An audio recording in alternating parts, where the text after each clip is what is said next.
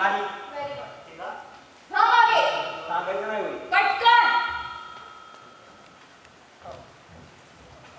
आईला कसली भारी लेस नाही स्टेज असू दे रे. तुमचं झालंय का बघू? मी बोलू? लक्ष आहे का? हे आपलं ऑडिटोरियम आहे. आपण इकडेच प्रॅक्टिस करतो. पण असं समजायचं की हे भरतच आहे. भरत नाही नाही. भरतनाट्य मंदिर. पुरुषोत्तम नारायण आणि भरत नाही माहिती? तुझ्या एक मिनिट. हा हॅलो. लक्ष द्या. हा बोल. किंवा तुम्ही- हा ओके एकदम. वर्कशॉपची परमिशन निघाली. लेडीज हॉस्टेलची बाकी आहे. हा आणखीन 1 2 3 हा फक्त 3 जण नवीन आहेत. हा ओके आलाच ओळखून देतो. हा बरं ऐक नाही यार थंडीत पाणी पडते राव. अजून दुरुस्ती केली नाही. बरं ओके. हा आरोग्य सर आहेत का? आहे ओके. हा चालेल. पूजा चालेल. Lights clear? हो. थोडं मागे. ह्या 4 पिन्स. पहिली आणि शेवटची आपण वापरत नाही. का? जास्त प्रश्न नको विचारू रे. जेवढं सांगते ना तेवढं नीट आहे. मागचा बॅकड्रॉप. पुढचं 42, मागचं 24, मधलं 21. वाटत नाही. हे डायमेन्शन्स भरतच आहेत. आपले नाही. आणखीन हा. हे 4 फूट माईल. फुट माहीत म्हणजे पायाचे माहीत का? पण बोलणार कसं? हॅलो जे शडा इट्स ओके. सटफूट इकडून. ऐकायचं असेल तर निघून जा. मूर्ख. काय सांगत होते मी? फूट माईल. हा. स्टेजच्या खाली ग्रीन रूम असते. तिकडे भाविका आपल्याला मेकअप करतात. हो मेकअप करतात. पण त्यांना त्रास द्यायचा नाही. स्पेशल मुलींनी. आई ना एवढ्या खुर्च्या नका. आपण एवढे लोक समोर परफॉर्म करायचं होय. असं काय बडबडतोय एखाद्या खेड्यातून आल्यासारखा? तू काय आली बरोबर राहिली का? संधी घेऊन काय टोको एक जाणार बाबा. तुला नाही. मला सांगेल. हो आहे सगळ्यांना आहे. तू मित्र सगळं भावा तू सागर मला सांग. हो आहे सगळ्यांना आहे. सगळं ऐका. सागर दादा. दादा सागर दादा सांग ना. हे बघा ऐका. स्क्रिप्ट. हे बघा मी स्क्रिप्ट लिहिलेली नाहीये. अजून ठरायचंय. हो अजून ठरायचंय. दणक्यात करायचंय. जिंकले.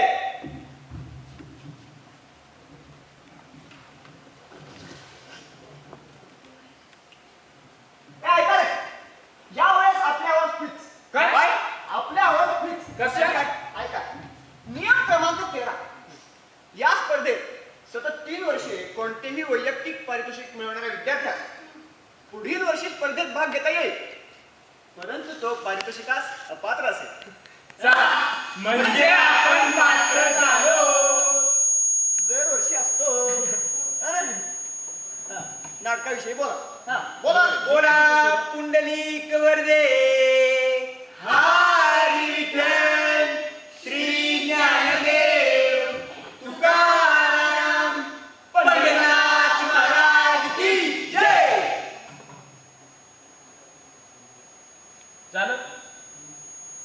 झालं सगळ्यांचं. अरे किती वेळा सांगितलं मागच्या नाटकातले डायलॉग परत परत घेऊ नका. एकदा हिट झालं ते झालं. परत परत कशाला हिट करताय राव? आता आलायत ना मग नाटकाबद्दल बोला. वेळ वाया घालू नका. हा बोला.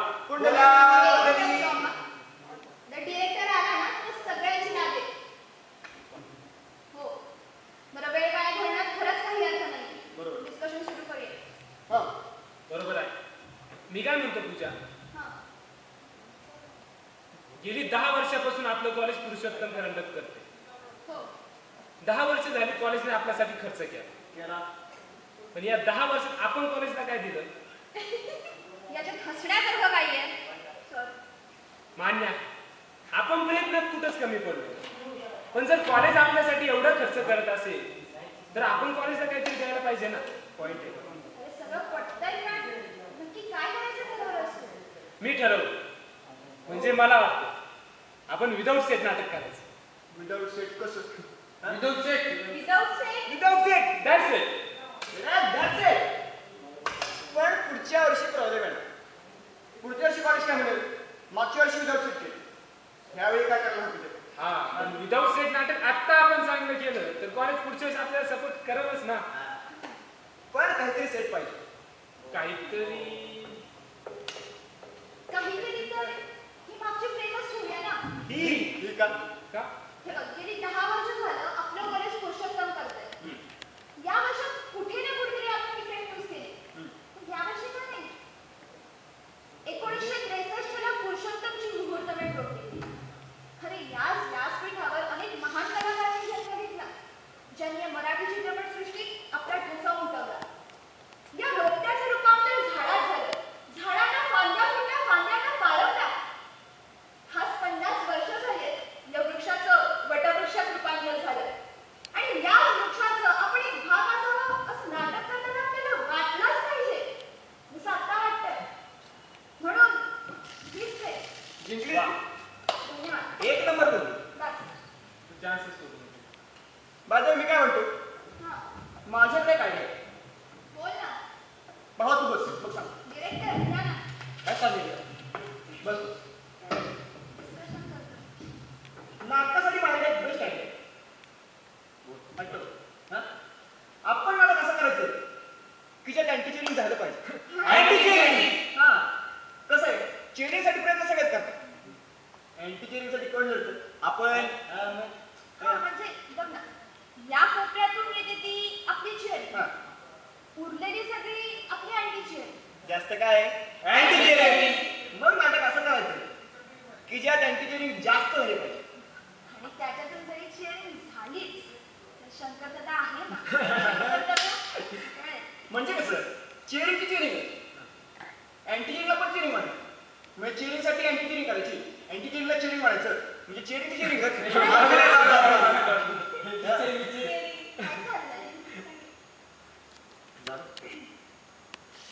फॉर्म दे.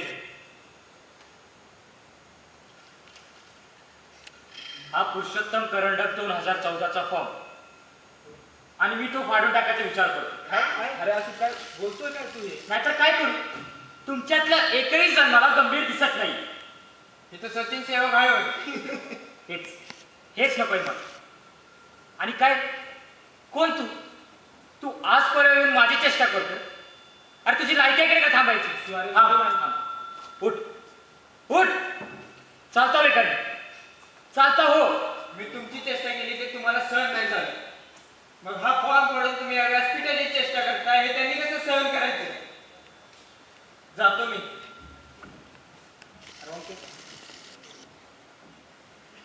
सॉरी, उशीर झाला. अहो या ना, वेळेचं बंधन तुला आहे. 5चं 5:30 करायचं, 5:30चं 6 करायचं. प्रॅक्टिस कोण करतं का इकडे? टाइम पास चाललेला आहे, टाइम पास. बरोबर ना? बरोबर ना राजा? हो. नाही नाही, हे बघा, कुणालाही बंधनकारक केलेलं नाही. ज्यांना करायचं त्यांनी थांबा, कारण त्याच्यानंतर होणारा त्रास मी सहन करणार नाही आणि तुम्ही सुद्धा तो सहन करू शकणार नाही. नाही, खरंच आय एम सिरियस.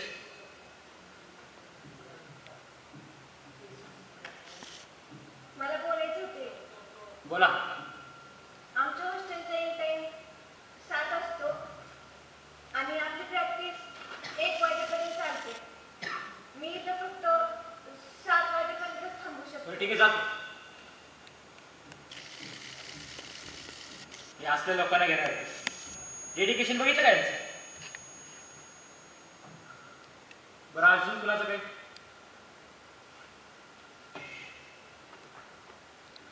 अरे परमिशन त्यांची. एवढे दिवस झोपला होता? प्रॉब्लेम बरं, जा होता. जा.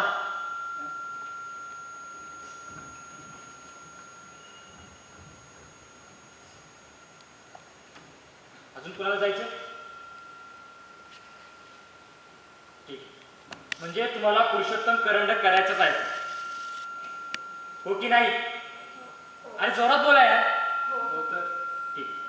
तर सागर, काल आपण थीम बद्दल डिस्कस केलं होतं ना? काही डिस्कस काय केलं का पुढे विचार? नाही अरे, खास जरा काम निघालं. पण आशू, मला वाटतं आपण आधीच्या स्क्रिप्टवर विचार करूत ना. जरा काम निघालं म्हणून आम्हाला वेळच आहे रे. रिकाम टेकडे बसण्यात आला. अभ्यास नाही, गेट नाही, प्रोजेक्ट नाही, काहीच नाही. दुनियाभरची कामं तुम्हालाच असतात. आणि ते सगळे 20 दिवस राहिले. 20 दिवसात आपल्याला अख्खं नाटक बसवायचं. अजून आपलं स्क्रिप्टच पत्ता रे.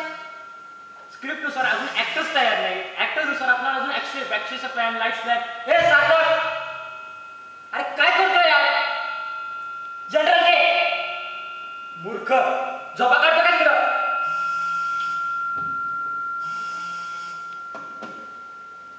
तुम्ही जर खरं डेडिकेशनने काम करणार असाल तर सांगा, नाहीतर मी एंट्री टाकतो. नाहीतर तुम्ही करणार नाही, सिनियर माझ्या नावाने ओळखते. यार काय टीम घेऊन आला तिकडे? पण याचा अर्थ असं नाही की असं पण नाही काय का तुम्ही? हॅलो, हा बोल. हा नाही, मी आलो होतो. हो पण मला नाही जमलं. अहो मला कामं नाही का माझी? बरं ठीक आहे, ठीक आहे, तुम्हाला नंतर बोलतो. हो नक्की. सगळीकडून कशी ठरून माझी डोक्याची गुर्जी काढायला लागते.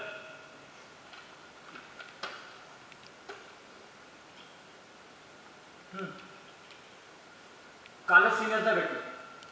त्यांना आपल्या थीम बद्दल सांगितलं. पहिला मुद्दा, ही थीम खूपच कॉमन आहे, नेहमीच. दुसरा मुद्दा, 50व्या पुरुषोत्तम कर्नाटकासाठी करावी अशी ही थीम नाही, असं त्यांचं मत होतं. स्क्रिप्ट कॉमन आहे, हा जर त्यांचा प्रश्न असेल तर त्याचं सोल्युशन का नाही हा आमचा प्रश्न. आणि 50व्या पुरुषोत्तम कर्नाटकासाठी करावी अशी ही स्क्रिप्ट नाही तर मग हे व्यासपीठ कशासाठी आहे? समाजातून आलेल्या प्रश्नांना समाजासमोर मांडण्यासाठी हे व्यासपीठ आहे. मग का आपण आपले प्रश्न मांडू शकत नाही? आणि हे बघा, जोपर्यंत हा प्रश्न सुटत नाही तोपर्यंत आम्ही परत परत मांडणार हे त्यांना जाऊन सांग. अरे सागर, समाज, उत्तर, प्रश्न, व्यासपीठ काय चालवलं काय तू यार? आणि असं काय कसे डोकं घाट ठेवायसारखे वागत आहे? मी तुला काय म्हटलं मला स्क्रिप्ट एकदाच, फक्त एकदाच. सिनियर सांगत होते ते बरोबर होतं. प्रश्न कॉमन आहे. आपण म्हणत होतो प्रश्न कॉमन आहे तर त्याचं उत्तर काय? पण आशू, ज्यांना ज्यांना हा प्रश्न पडतो त्यांना त्यांना उत्तर कॉमनच का भेटतं? म्हणजे त्यासाठी तुला स्टोरी ऐकावी लागेल.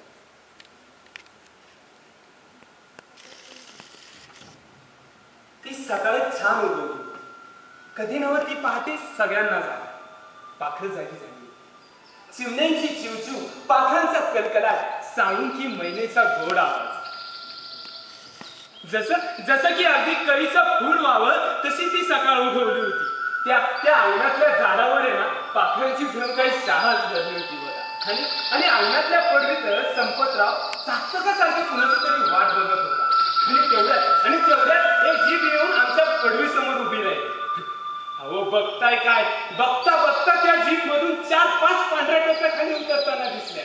अहो पांढऱ्या टोप्या कसल्या, पांढऱ्या भडक बगड्यांचा थवाच. बघता बघता तो थवा आमच्या पडवीत येऊन बसला. आज संपतचा चेहरा काय फुलला होता म्हणून सांगू, जणू काही आमच्या अंगणातला मोगराच फुलावा तसा त्याचा चेहरा फुलला होता. अहो स्वतःच्या लग्नात एवढा आनंद झाला नसेल तेवढा आनंद संपतला झाला होता.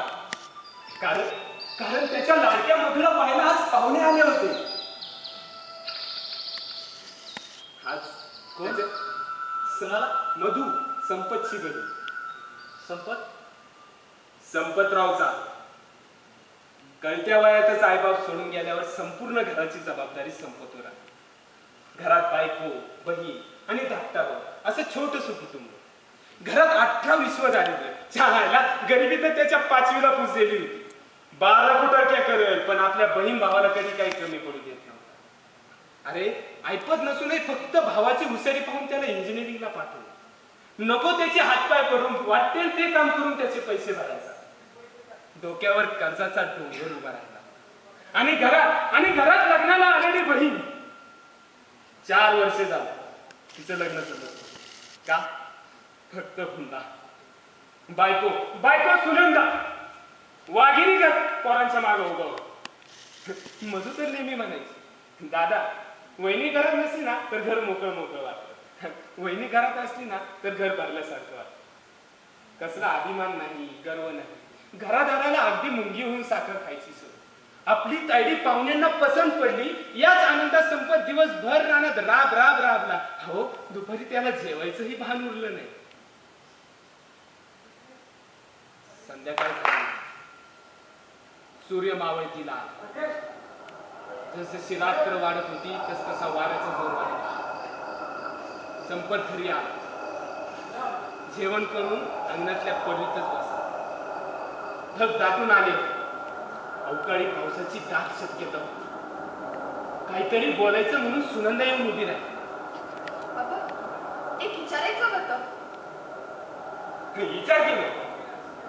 सकाळी त्या पाटलाबरोबर काय बोलणी झाली तुमची? त्यांना आपली ताईडी पसंत तर आहे ना? होय तर, आणि ते लोक लगीन बी करायचं म्हणतात. पण तुम्ही नीट चौकशी तर केली ना ग? होय ग, पाहुणं काय लांबचं नाही. आणि पोरग बी बघण्यातलं. वरनं पोराला नोकरी आहे, भरपूर शेती, मोठा वाडा. आपली ताईडी राजकारण बघती तर. अगं ते समजा ठीक आहे, पण देण्याचं काय? ठरवलंय ना, लाख भरून थोडंफार सोनं. होईल का मग समजा की मी एवढं समजा द्यायचं म्हणजे बरीच जमाच मी करावी लागेल ना? होय ग, तू काय काळजी करू. आपलं घर एवढं बी नाचार आहे. 4-5 एकर जीर आहे, 2 एकर बाग, 2 बैल, 1 म्हैस असा महादान आहे आपला. अगं का समजा समजून येण्याचं कारण मागवतात? पाण्याचे पैसे का घरात जातात? बैलाची बैलांना नाही तर काही पैका नाही घरात. त्यात अजून पंटुनानाचं व्याज आहे. सगळं कसं एकदम कळून आलंय. ढग दाटून आले. वातावरणातला गारवा वाढतच होता. पावसाची दाट शक्यता होती. संपतच्या डोक्यात अनेक विचार चालू होते. खरं येड्याचं कातडं बांधण्या इतपत अंगावर मास्तरी उरलं होतं. थोडा दिवस थांबला असता तर एक्सरे काढायची पण गरज पडली नसती. सगळं बाहेरूनच दिसलं असतं. वय ग, तू काय काळजी करतो? औंधा हवामानानं साथ दिली, रोग नाही पडला तर एका रपाट्यात कर्ज तू तर ते बघ. काय नाही. एवढी बाग जाऊन वजा कमी झाली बिकट लग्नाचं नाव नाही काढायचं. अगं पण तुम्ही नाही, ते काय नाही. अगोदरच घर बाबाला भट दिसायला झालं आणि आज मी लग्नाचं पडलं या. अगोदरच फुलाला लागलो या. लग्नाचा धोंडा काळात बांधला म्हणजे पाच खऱ्याला पैसा वाचलाय. पाण्यासारखा घाम गाळलाय. अंग खरवडलं तर शिपर माजरी मिळणार नाही अंगावर. इतकं राबलंय. बागेला गर्दी सरा म्हणती. मागल्या वेळेस तुम्हीच म्हणाला होता बागाला घर दिसायला खरं, परत लय बाळणपणं व्हायचंय. बागातनं माल झळकलं, पावसाला, रोगाला, सावकाराला कशाला म्हणून तोंड द्यायचं? साहेबांना सांगितल्याप्रमाणे माती तपासून घेतली. रसायनाचा डोस दिला. हळद पाणी कमी पडायला नको म्हणून ठिबक पीक केलं. प्रत्येक एकरात ठिबकाचे 3-3 प्लॉट केले. एक प्लॉट कसं गरगरीत दिसतोय. माझी जिनी जेवढं जमत तेवढं समज गेलं. एवढं करून मी नाही चांगलं समज तर औंधा बागेच्या जेवण आहे समज. बागेतनं माल आला त्याच्या घरात 2 लाख जागा आहे. नाही ते समध्या घराला फास.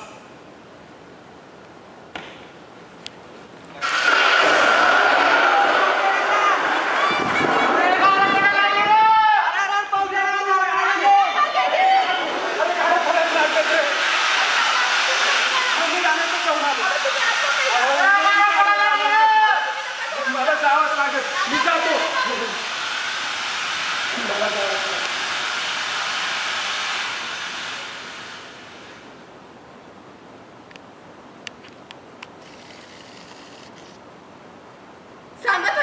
सांगत होते ना मी. काय गरज काय होती एवढं खर्च काढायची? आता असं डोक्याला हात लावून बसून काय होणार आहे? पदरात काही नसताना कशा पायी एवढ्या आशा दाखवल्या? घरांच्या ढिगाखाली त्याही घुसून गेल्या. ती ताईडी एवढी आस लावून बसल्या. तिचं काय? बोला ना, आता बोला काहीतरी. अहो बोला ना काहीतरी.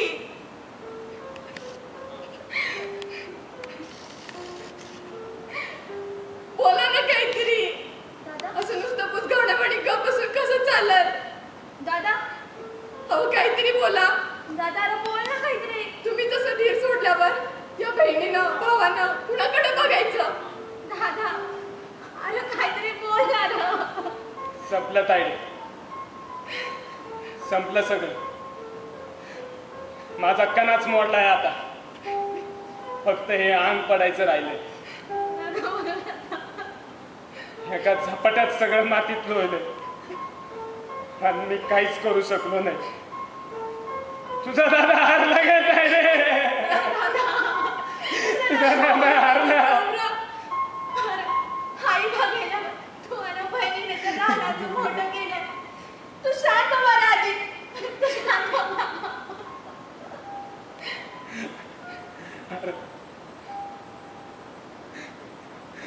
उभं पीक डोळ्यासमोर आडवं झालं आणि कसं शांत होऊ मी. हारला तुझा दादा तायडे. हारला ग.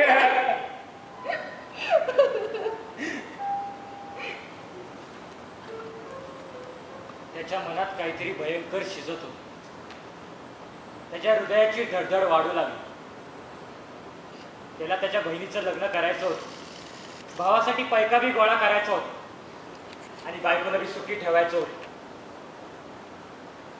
दादा मेहंदी बघ ना. या लग्नात अशीच मेहंदी काढणार आहे.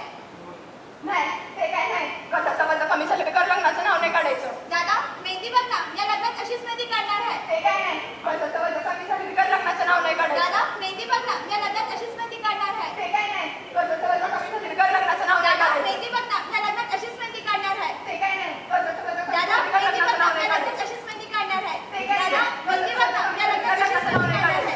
दादा मेहंदी बघ ना.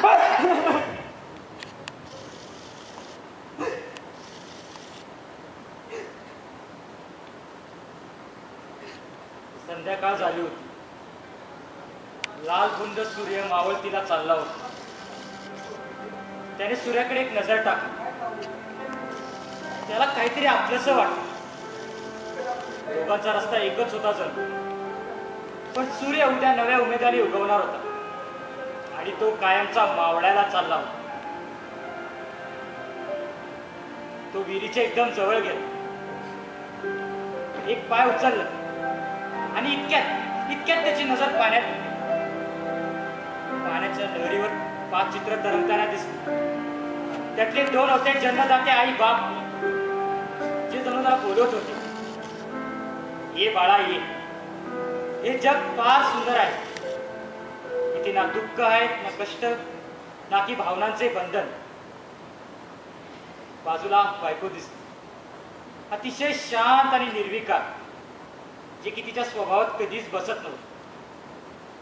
बाजूला अतिशय 2 निरागस चेहरे दिसत होते, भाऊ आणि बहीण.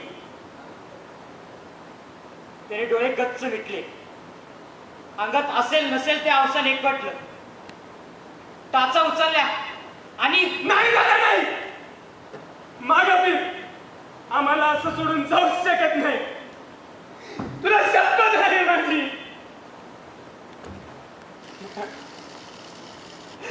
अरे सागर, हा डायलॉग कुठे स्क्रिप्ट मध्ये?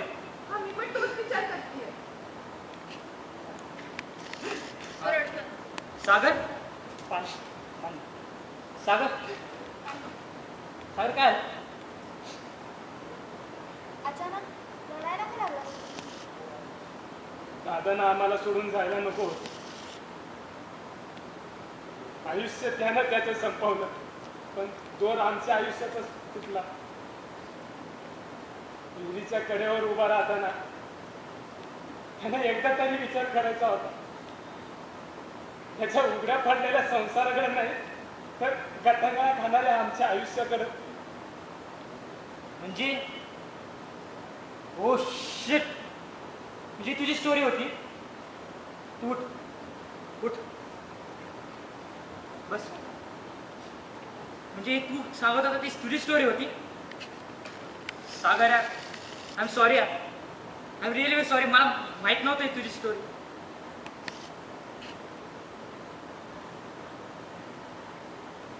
आत्महत्या नव्हती करायला, असं आम्हाला सोडून जायला नको होतं. हो यार, आत्महत्या करणे हा शेवटचा पर्याय नाही. वादळ आलं म्हणजे आपण खुशीने त्या वादळाचं स्वागत नाही करायचं. वरनं त्याच्या शेतीत आणि रोवून त्याचा सामना करायला हवा. तिने आत्महत्या करायला नव्हती पाहिजे. पण मला तुझं एक पटलं. तू बरोबर बोलत होता. प्रश्न प्रमाणे अरे पण जर प्रश्न कॉमन आहे तर त्याला उत्तर का मिळत नाही? आणि उत्तर मिळालं तर ते कॉमनच का? बरोबर बोलत होतास. पण मी तुला एक सांगतो, आपण तुझ्या स्टोरीवरती नाटक करणार नाही आहोत. हो, तुझ्या भावाच्या मृत्यूचं आम्हाला भांडवल करायचं नाही. आम्हाला तुझ्या भावनाशी खेळायचा अधिकार नाही. असू अरे, ते सगळं ठीक आहे, पण जोपर्यंत उत्तर भेटत नाही तोपर्यंत हा आपल्याला प्रश्न मांडायचा. तू माझा विचार नको करू रे. हे झालं याच्या भावाचं. पण आता समाजात असे कितीतरी जण आहेत ज्यांच्या मनात अशाच प्रश्नांचे ढग घालून येतात. त्या ढगांना तुलाच दिशा दाखवायची आहे.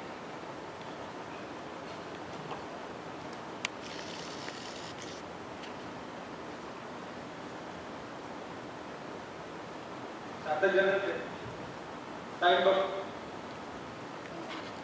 चुका सांगायला वेळ नाही, तुमच्या तुम्हाला चुका